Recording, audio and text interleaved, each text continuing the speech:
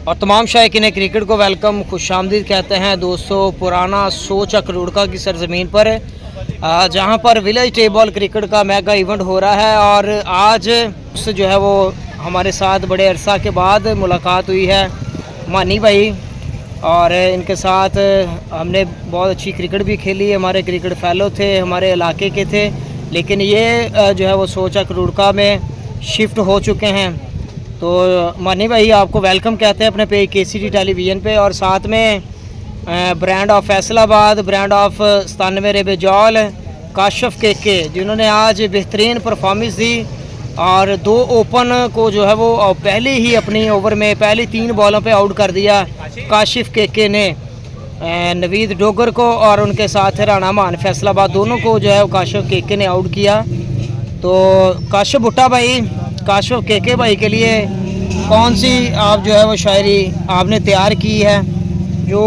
हमारे शायकीन तक जो है पहुंचाना चाहते हैं आज? जी बिल्कुल पतरस भाई, मैं जो मुझे फर्स्ट एडिशन मिला था मैं उस शायरी को बिल्कुल यहाँ पे प्रमोट करूँगा कि बड़ी ज़बरदस्त शायरी है और उनका एक लफ्ज़ जो है ना मानी भाई काबिल गौर है कि मेरी शायरी का अनुमान था की करी जाना है, जो अनुमान था तो बिल्कुल जी कि अंदरों है जी बाहरों ना करी जाना वा मानी भाई, अंदरों है जी बाहरों ना करी जाना वा, की करी जाना वा मैं की करी जाना वा, लोकी है चन्न उत्ते मैं नीचे तक ही जाना वा, ते अन्नियां दे शहर विच शीशे विच ही जाना वा,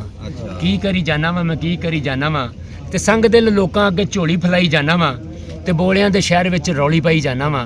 की करी जाना वा मैं की करी जाना वा, ते लंघ टापे राह उत्ते डोर लाई जाना वा, लूले लंगड़ियां दे नाल दौड़ लाई जाना वा,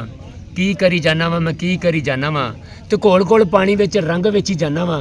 पागलों की बस्ती च बंब बेची जाना वा,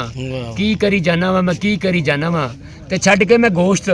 दाल खाई जाना वा, ते गंजियां दे हमाम विच वाल वाई जाना वा, की करी जाना वा मैं की करी जाना वा, अग बाली सी मैं लोकां लई आपे सड़ी जाना वा, की करी जाना वा की करी जाना वा। तालियां हो जाए यार, तालियां बजा दे। ते हुण पतरस भाई काशी भाई के लिए पंजाबी की एक पोल्ट्री बड़ी ज़बरदस्त है मेरे उस्ताद ने एक एक जो फ़िक्र है ना क्या कमाल का लिखा है कि गोश्त तितर दा सुहागा किक्कर दा ते कटापा छित्तर दा उमरां तक याद रहिंदा है, मर्द नूं ताना पेच नूं पाना ते लक्कड़ नूं फाना रगड़ के रख दिंदा है, सिरों लत्थी पग बनारसी ठग ते हाड़ दी अग तिन्ने गल्लां बुरियां ने, जुत्ती तंग दमे दी खंग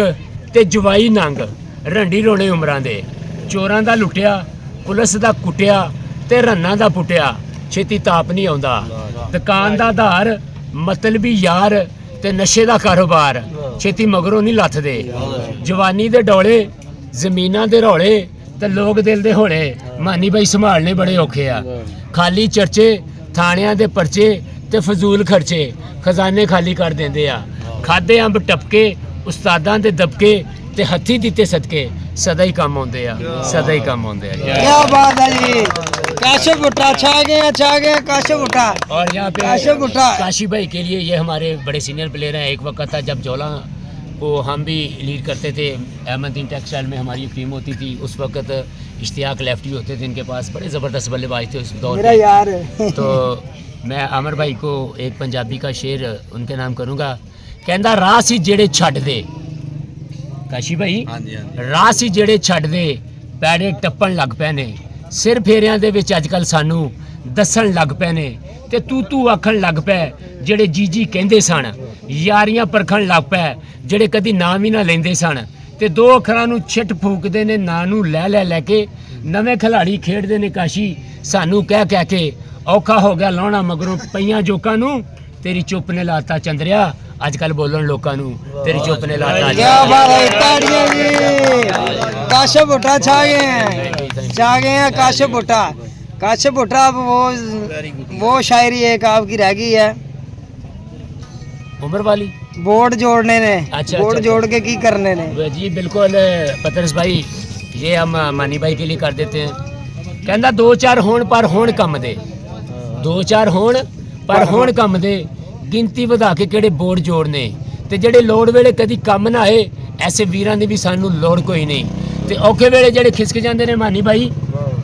ਜਦੋਂ ਆਉਣ ਮੁਸੀਬਤਾਂ ਦੇ ਪਹਾੜ ਡਿੱਗਦੇ ਤੇ ਔਖੇ ਵੇਲੇ ਕਿਹੜੇ ਕਿਹੜੇ ਨਾਲ ਖੜਦੇ ਆ ਮਾਨੀ ਬਾਈ ਪੰਨੇ ਪੰਨੇ ਤੇ ਨਾਲ ਖਾਈ ਫਿਰਦਾ ਔਖੇ ਵੇਲੇ ਕਿਹੜਾ ਕਿਹੜਾ ਨਾਲ ਖੜਦਾ मानी भाई पन्ने पन्ने ते नाल खाई फिरदा क्या बात, वेरी गुड जी, शाह। और दोस्तों इसी के साथ दीजिएगा इजाज़त, अपना बहुत सारा ख्याल रखिएगा। बड़ी ज़बरदस्त गुफ्तगू हुई है आज। हमारे पुराने दोस्त, हमारे पुराने भाई जो, उनके साथ काफ़ी अरसे के बाद, तकरीबन कोई 10-12 साल के बाद हमारी मुलाकात हुई है। तो ये सारी पोइट्री और आज की सारी ये जो है वो गुफ्तगू मानी भाई के नाम और उनके तमाम जितने भी दोस्त, उनके विलेज के जितने भी दोस्त हमारे साथ हैं, उनका शुक्रिया अदा करते हैं कि उन्होंने जो है वो हमें इज़्ज़त और रिस्पेक्ट दी और हमें टाइम दिया। और इसी के साथ दोस्तों दीजिएगा इजाज़त, अपना ख्याल रखिएगा। मुलाकात होगी एक नए प्रोग्राम में, एक नए टैलेंट के साथ। तब तक के लिए खुदा हाफिज़।